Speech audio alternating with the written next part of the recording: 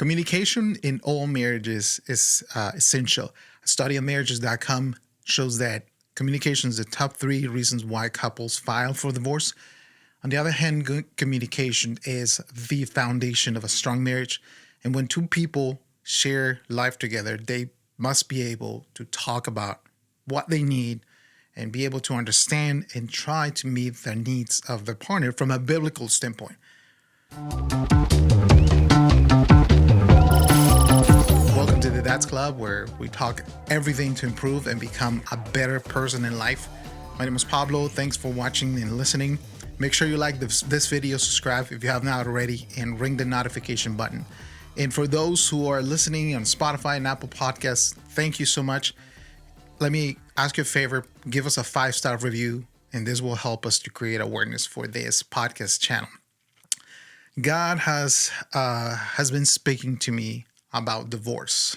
What I understand is that divorce is a mindset that creates separation from someone, from something, that in order for you to get rid of it, get rid of this mindset, you have to come to the realization that we live to serve each other.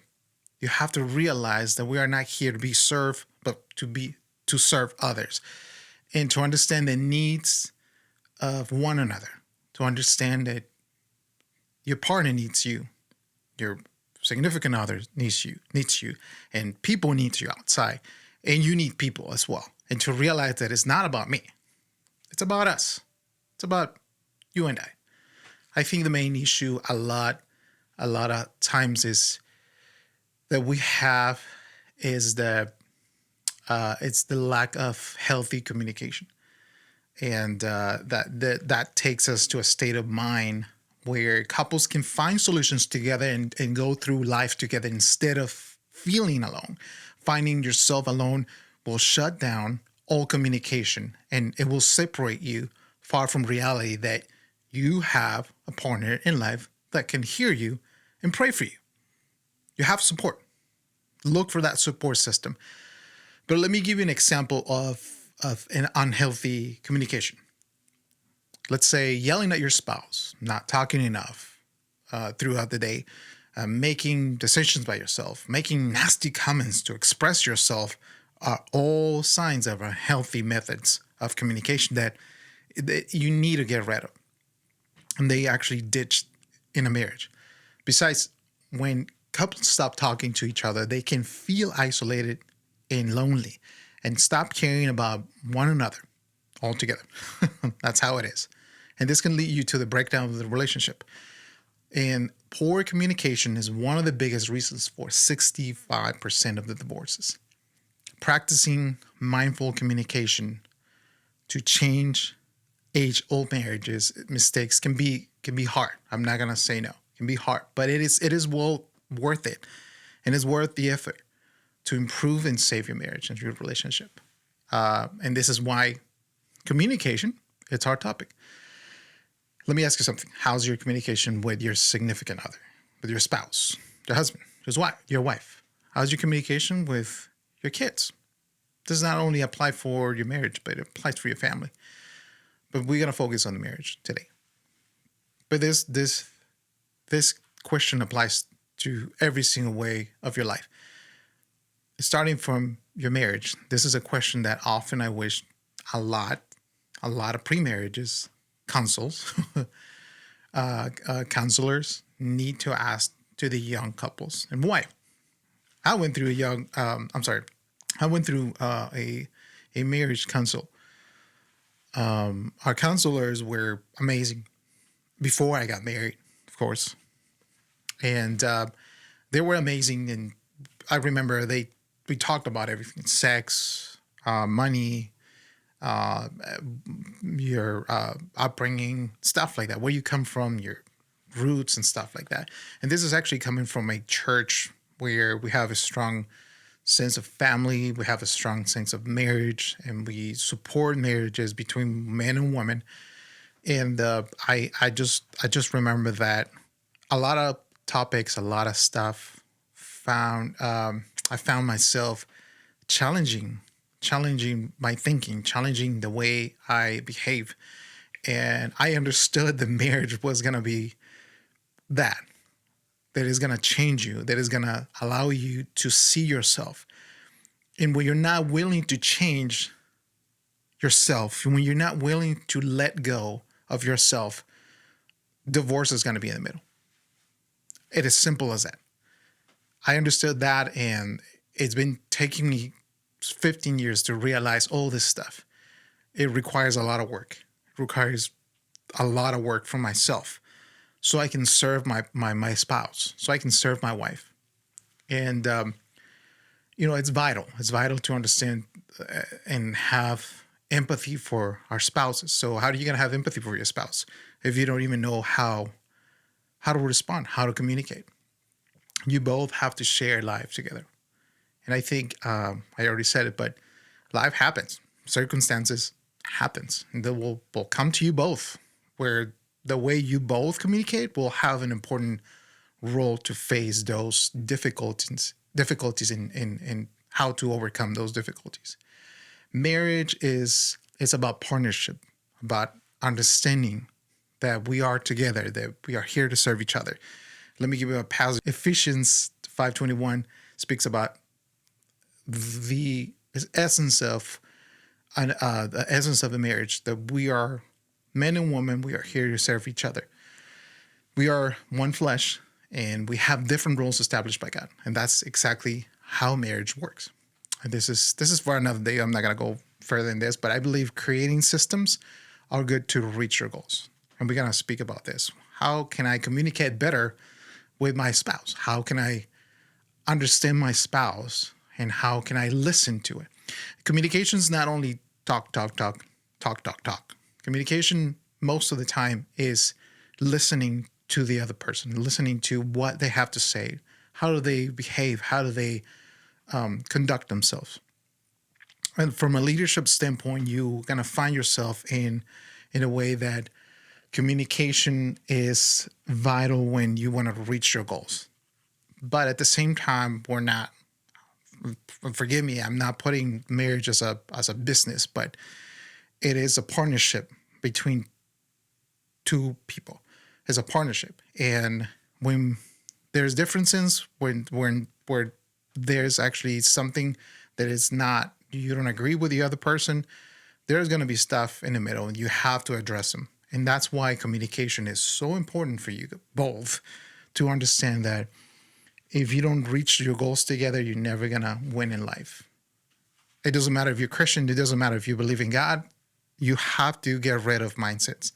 And I think the systems that you have they're going to allow you to reach your goals in your marriage and reach your financial goals as well.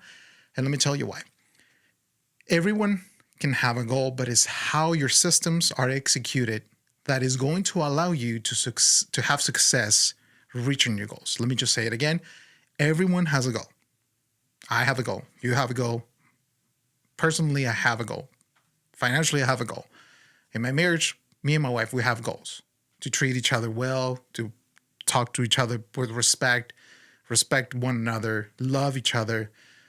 But it's the way how your systems are executed that is going to allow you to have success reaching your goals. If your goal is to have a solid communication with your significant other or your spouse, then change the way you deliver the system. Change the way you deliver your delivery system. If your goal is not to fight, then change the way you speak to each other. That's what it is. If you don't want to fight, just change how you respond to that person that you love. If you find yourself to the point of divorce, then ask yourself this: in what part of my journey with my wife and my spouse did I lose the focus on the relationship? Systems are a way for you to get to your goal, but focus, it's what drives your system. And let me ask you this. Was it your job? Was it your friends? Was it a third person?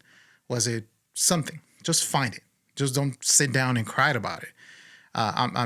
I think I'm clear in this way, because most of the time we blame the other person, saying, well, it was their fault, it was his fault, it was her fault, because now I'm in this position. And I can tell you there's two ways for this to see it. One way, probably you made this mess. You created this mess. You cheated on your wife, or you cheated on your husband, or you've been looking at this, explicit websites and stuff like that, or you've been hiding stuff from your wife, from your husband, that created to the point where you are right now. Or vice versa, you can see it the other way. Probably you've been doing the right thing. Probably you've been doing your diligence and keep your marriage afloat and going with what you're supposed to do, but the other person failed you. And you don't have an option but just to, divorce, just to leave.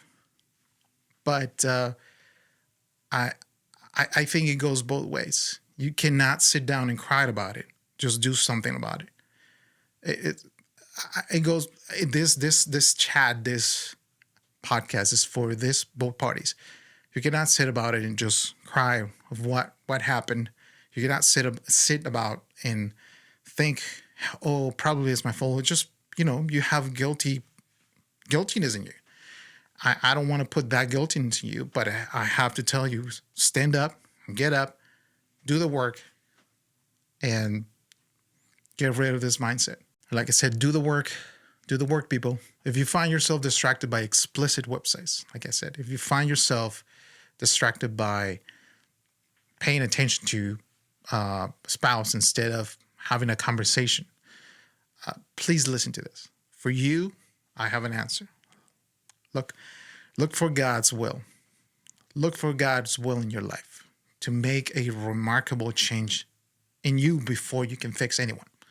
You want to fix the world, you want to fix your environment, you want to fix everything around you, but if you don't fix what's inside you, if you don't fix the unforgiveness, if you don't fix the rejection, if you don't fix those harsh words that they've been spoken to you. This is one of the things I learned in this a few weeks. Some people are not going to change.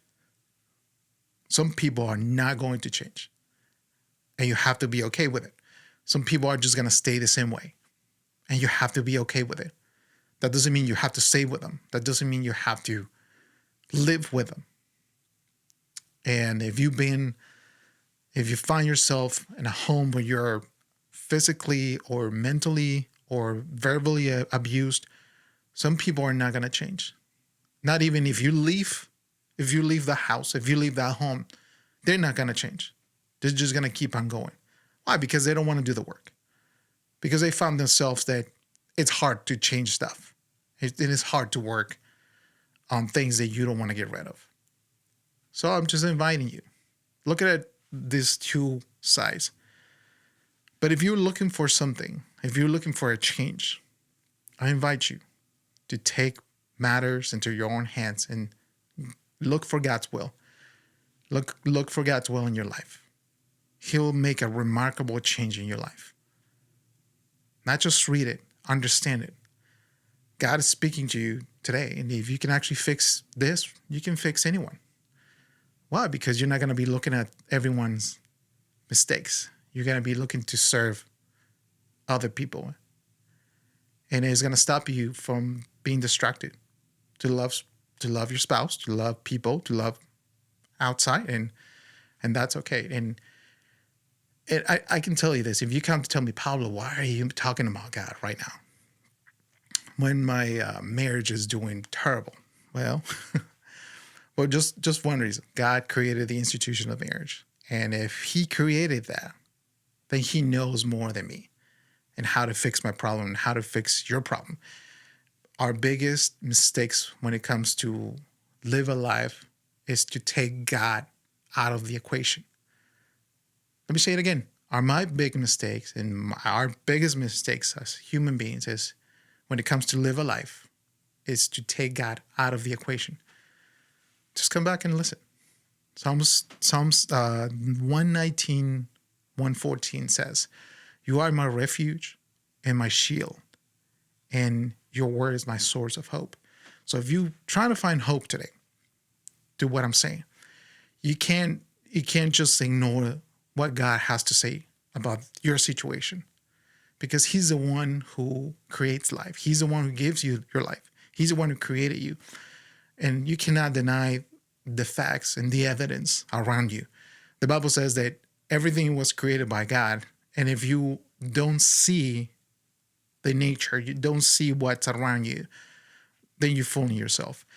But you can show how much you care about other person by yelling, by being sarcastic, and not showing love. I just want to tell you this, that you have to change your systems. Change your thinking, and instead of looking for what you can get in life, start thinking about what you can give. That's our mindset. As humans, we think, what can we get? But change your thinking. Instead of looking for what you can get in life or out of people, start thinking about, what can I give to others? I just thank you. Thank you for listening. Thank you for watching. Again, if this is touching your heart, if this is you going through something right now, this is the time to change. Do the work for your family. Do the work for yourself. Do the work for your marriage. Do the work for that person who probably 15, 20, 10 years ago, 3 years ago, you said, I'm going to live with you and I'm going to give everything to love you and respect you. And we're going to fight this. I'm going to fight for my marriage, and you're going to fight for anything that is in the middle. Just put it away, put it on the side, so you guys can walk together in life. Thank you again. Thank you for listening. Thank you for watching. Make sure you like this video, subscribe if you have not already, and ring that notification button so you never miss our content. Once again, thank you so much. We'll see you next time.